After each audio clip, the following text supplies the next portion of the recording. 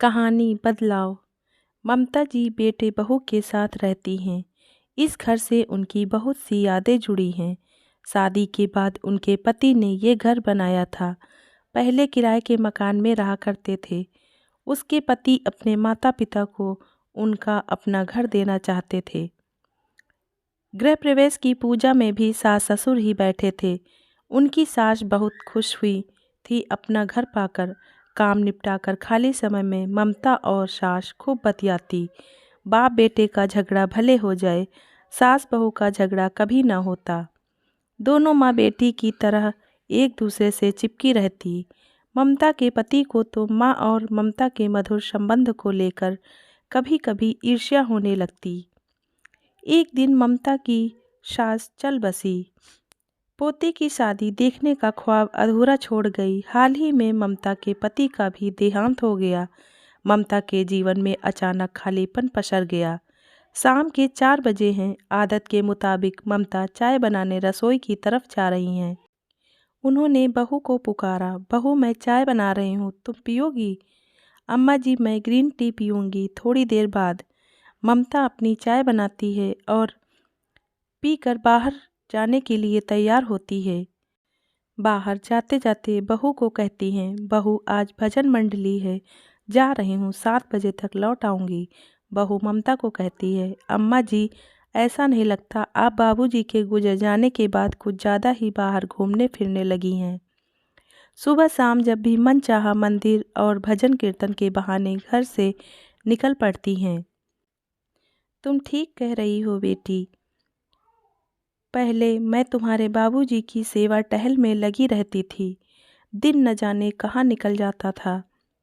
कब सुबह से शाम हो जाती थी, दोनों बतिया लिया करते थे, समय कट जाता था। किंतु उनके जाने के बाद मेरा समय काटे नहीं कटता।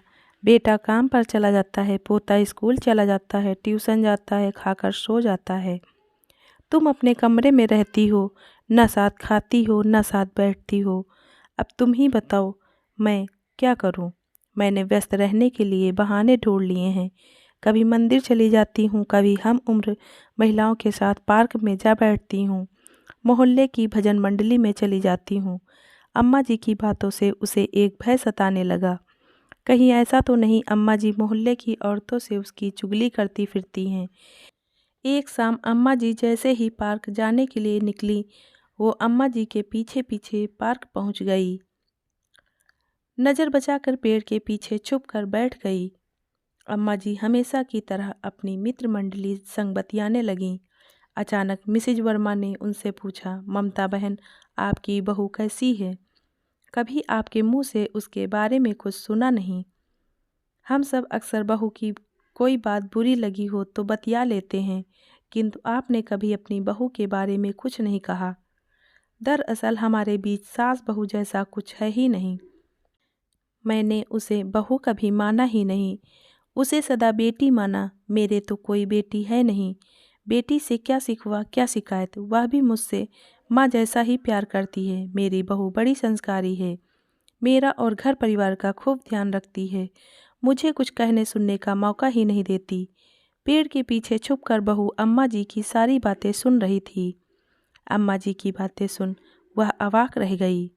उसे बड़ी आत्मग्लानि हुई। वह चुपचाप घर लौट आई। उसी पल से उसने तय कर लिया कि वह अम्मा जी को अपनी माँ जैसा ही प्यार देगी, उन्हें कभी अकेलापन महसूस न होने देगी। बेटी बनकर ज़्यादा से ज़्यादा समय अम्मा जी के साथ बिताएगी। बेटे महेश ने महसूस किया माँ के चेहरे पर रौनक लौटने लगी है। पत्नी को माँ के साथ उठते बैठते बतियाते देख खुशी हुई। इस सुखद बदलाव से सभी खुश थे। धन्यवाद।